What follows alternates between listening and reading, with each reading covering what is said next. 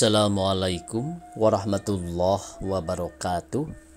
Pemirsa di mana saja Anda berada, selamat berjumpa kembali dengan channel YouTube Dongeng Nusantara.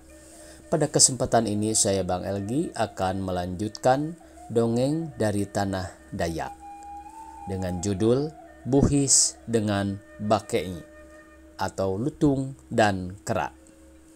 Terima kasih kepada semua subscriber yang selalu setia mengikuti. Jangan lupa sambil menonton, klik tombol like-nya dan silahkan share atau bagikan ke handai tolan yang lainnya. Selamat mendengarkan. Anak-anak suku Dayak Ngaju amat percaya adanya hukuman bagi orang yang tidak adil. Setiap perbuatan serong selalu mendapat pembalasan yang setimpal, sehingga kita sering mendengar adanya cerita berhubungan dengan pembalasan bagi orang yang tidak bersih pikirannya. Dan mungkin inilah pula seringkali terdengar ucapan-ucapan sinis seperti misalnya, "Kilau baketi ampim," artinya seperti kera tingkah lakumu.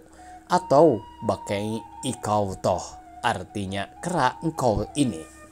Kalimat-kalimat yang terdengar kurang menarik itu tidak muncul demikian saja, tetapi mempunyai latar belakang cerita di mana kera selalu menjadi tokoh yang berkelakuan licik. Dengarkanlah cerita berikut ini. Dahulu kala seekor lutung yang baik hati pergi berjalan-jalan dalam sebuah hutan yang baru ditebang.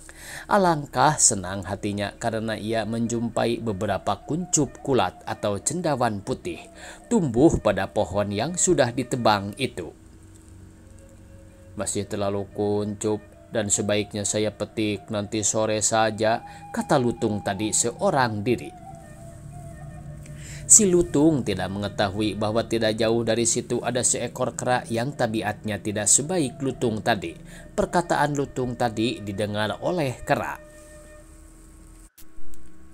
"Baiklah, saya tunggu sampai lutung itu pergi. Setelah itu saya ambil kulat yang dia maksudkan itu," kata kera dalam hatinya. Sejurus kemudian berlalulah si lutung ke hutan yang lain. Ia tidak mengira ada kera mendengar perkataannya. Di samping itu, si lutung tidak curiga sedikit pun kulat itu akan diambil oleh binatang lain. Karena pada dunia binatang pun berlaku kejujuran.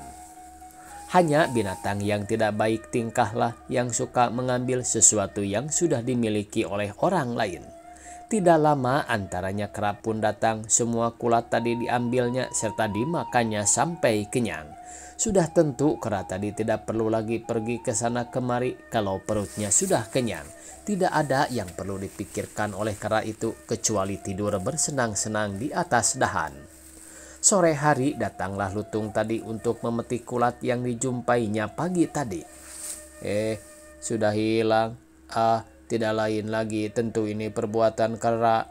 Karena keralah satu-satunya penghuni hutan yang kurang baik tabiatnya, kata lutung menuduh. Benar juga, tidak jauh dari situ terlihatlah oleh lutung tadi si kera sedang tidur nyenyak. Dengan nyaring dipanggillah kera itu oleh lutung. "Hei kera, engkaukah yang memetik kulat yang saya peroleh di sini pagi tadi?" "Tidak, saya tidak melihatnya," jawab kera berbohong. "Omong kosong, lihat perutmu buncit.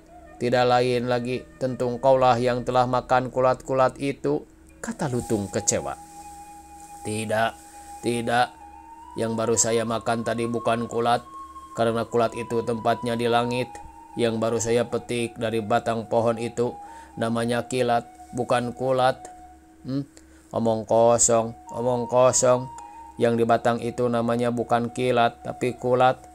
Karena kilat tempatnya di langit, jawab lutung lebih kesal lagi. "Oh, si bodoh lutung, tidak tahukah engkau bahwa kilat itu bukan di langit, tetapi di batang? Yang kumaksudkan itu adalah kilat, karena kulatlah yang selalu kau lihat di langit sana," jawab kera. "Kalau begitu, baiklah kita menghadap Patih Singamada untuk mengadili perkara ini. Siapa yang bersalah, ia dihukum mati," kata lutung. Baik, itu saran yang paling tepat," Jawab Kera menantang. Pergilah keduanya ke rumah Patih Singamada untuk minta keadilan.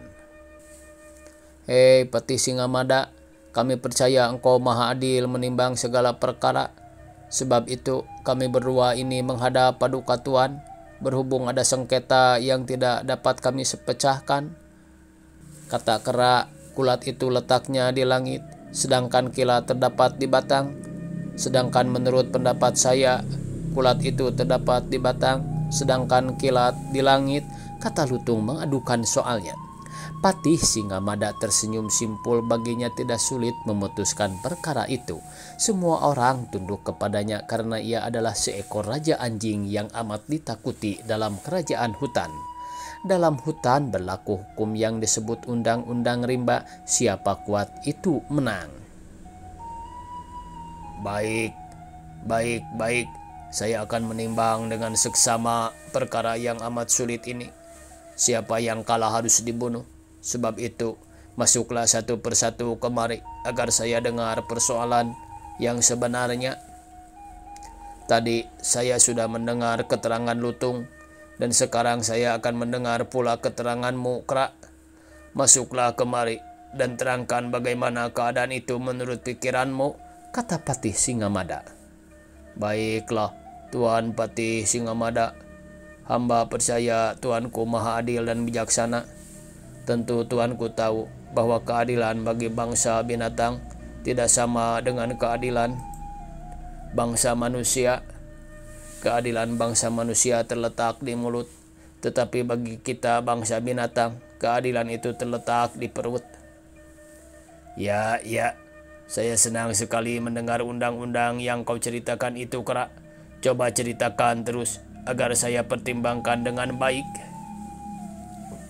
Begini Tuanku Patih Singamada, bila Tuanku kalahkan hamba, maka keadilan itu tidak Tuanku nikmati. Sebab daging bangsa Kera tidak enak dimakan. Tetapi kalau yang Tuanku kalahkan itu Lutung, maka Tuanku akan menikmati keadilan itu, karena daging Lutung sangat Tuanku gemari. Baiklah, pergilah keluar dan akan saya umumkan keputusan saya, kata Patih Singamada. Patih Singamada kelihatan berpikir keras dan sebentar kemudian diumumkanlah keputusan itu. Kera dan Lutung semua mendengarkan dengan seksama. Hari ini Lutung harus menjalani hukuman mati karena ia ternyata bersalah. Kilat tempatnya di batang, sedangkan kulat terdapat di langit, kata Patih Singamada. Dengan ikhlas Lutung menjalankan hukuman mati sesuai dengan keadilan yang diberikan Patih Singamada. Daging Lutung dimasak dalam kuali, tidak ketinggalan tengkorak kepalanya yang enak itu, karena disitulah letak otak Lutung yang sangat enak bagi Patih Singamada. Ketika gulai Lutung tadi mendidih, maka terdengarlah bunyi didihannya. Yang bengkok diluruskan, yang lurus dibengkokkan, yang bengkok diluruskan, yang lurus dibengkokkan. Hei, aneh sekali bunyi didihan gulai Lutung yang enak itu, kata Patih Singamada heran. Ia memperhatikan lagi suara itu, ternyata tidak 1-2 kali, tetapi terus-menerus berbunyi begitu. Akhirnya Patih Singamada tidak tahan untuk tidak mengamat-amati gulai Lutung yang bisa berbicara itu. Ia heran karena di dalam panci cuma terlihat sayat-sayat Lutung dengan kepalanya. Tidak kelihatan Lutung itu hidup kembali, hanya suara didihan gulai itu saja yang kedengaran berbunyi. Namun tiba-tiba kedua biji mata Lutung yang direbus dalam kuah itu pecah, terpelanting keluar bersama air gulai yang mendidih pun turut tersembur keluar kuah. Tepat sekali mengenai kedua biji mata Patih Singamada, sehingga kedua matanya buta dan mukanya tersiram air gulai yang mendidih itu. Kata orang, itulah hukuman bagi hakim yang memutuskan sesuatu berdasarkan undang-undang perut yang selalu menginginkan sesuatu yang enak, tetapi melupakan keadilan yang sebenarnya. Ini pula lah sebabnya maka orang-orang Dayak selalu adil kalau memutuskan sesuatu persoalan. Dari itu pula lah sebabnya maka orang yang berkelakuan tidak baik sering dikiaskan dengan kera atau bakei. Kalau bakei ikau toh artinya seperti kera kamu ini, berarti ada sikap kita yang tidak disukai atau salah. Ingat-ingat itu. Tamat pemirsa.